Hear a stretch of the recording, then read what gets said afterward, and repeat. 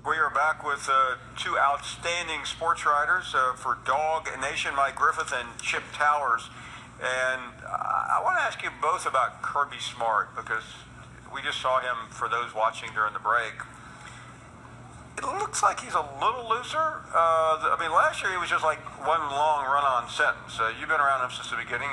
What's the difference between year one, year two, and maybe winning an SEC title, even though one of the players don't think it's a big deal? Well, I would say he's considerably more relaxed, just kind of overall. You can see it in his disposition and kind of the way he carries himself. Now, he can still get bowed up and tense pretty quick when it comes to, really mainly player availability matters and things like that. He's the ultimate, team versus the world, and stuff stays inside and you don't need to know.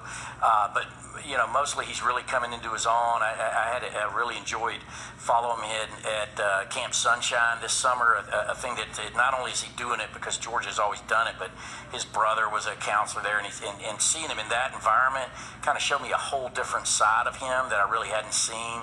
But look, he's very much focused on getting Georgia back in the mix right away, getting them back to where they were, and he has a big job in that regard this season. I want to ask you, Mike, I realize Tennessee will be here ultimately. I think they're here tomorrow. Yeah. Yep. Yeah. Deductive logic. Just some takeaway impressions from that program as you transition to this job, because you covered that team during some very tumultuous times. Yeah, well, I mean, it is. It's a huge transition, and everything's changing. The offense is changing from a wide open spread type of deal to a pro set. The defense is going from a 4-3 to a 3-4. We've got questions. Does the personnel match this? And Jeremy Pruitt doesn't seem to care. This is how he's going to rock and roll. This is the way he's always done it. He's confident coaching it this way, and it all sounds great. But I kind of wonder. West Virginia and Charlotte, I mean, nothing would surprise me. If West Virginia turns it over 3 times and Tennessee's in the ball game, it wouldn't surprise me. If West Virginia puts 45 points on the board, it wouldn't surprise me. To me, that's a very big game for Tennessee's future, because they need some confidence, some sort of momentum. Paul, at the very least, they got to get Florida at home in September. Yeah, I agree with you on that, because if you don't beat Florida, the wins start getting few and far between. Yeah, it's a tough stretch, when you play Georgia and Florida back-to-back, and then you play Alabama and Auburn, throw South Carolina in there. They've been a real thorn in the side for Tennessee over the last 5 or 6 years. Even when Tennessee was winning, it was a one-score game. So, difficult schedule, and I got to think a bowl game is probably the over-under for Jeremy Pruitt in his first year. I'm interested because you covered Jeremy, and now you're covering Kirby. These are two of Nick Saban's top disciples, especially on the defensive side. How do you compare and contrast the two? Throw Mark D'Antonio in there as well. When I covered Michigan State, you hear a lot of the same messages, you hear a lot of the same philosophies, and Kirby does it a little different. He's got his buzz phrases. Today we learned that pressure is a privilege. There you go. Never knew that one, right? That's this year. And that us media will probably judge him on wins and losses, but for him it's a matter of getting all the potential out of him. There you go. Don't waste the privilege, huh? Well, yeah, pressure. No, but I like where Kirby Smart's coming from. I think he's very poised. I think I can see why the players relate to him and why he's a good leader, and obviously a fantastic recruiter. 18 5-star guys on this team. They're not Alabama quite yet, but you saw they were only, 1 or 2 plays away from being national champions. That's right. As we close out, a couple more minutes left, I want to get some takeaway impressions, and this is not the most important thing in the world, but I've been asked by a lot of friends about media days.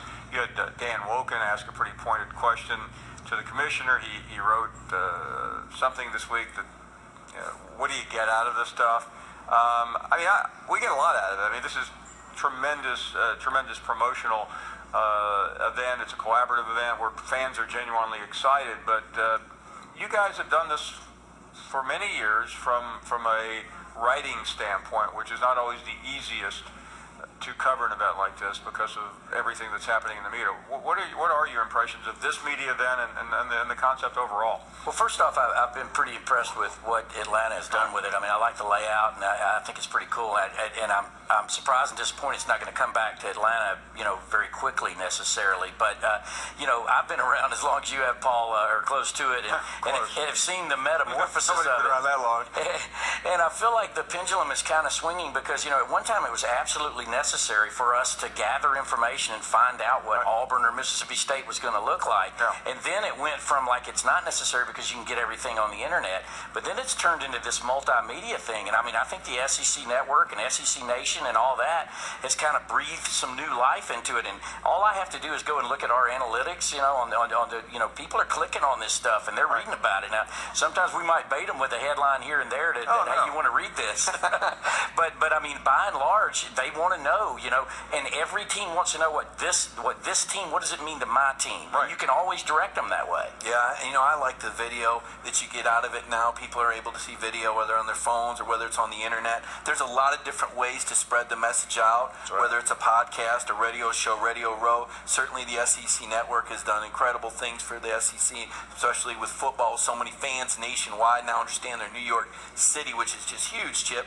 But to me, I love the event. I can't get enough of it, and I think the players like it too. Because what are the messages they bring? Well, and that's, I mean, we are somewhat, a lot cynical, but these players really get a kick out of this. Oh, yeah. They're the ones that got Jonathan Ledbetter today. Each one of Georgia's three guys all kind of had a different story. You had a guy who almost got kicked out. You had a guy who transferred in, and you had a five-star who's been there 4 years in Terry Godwin.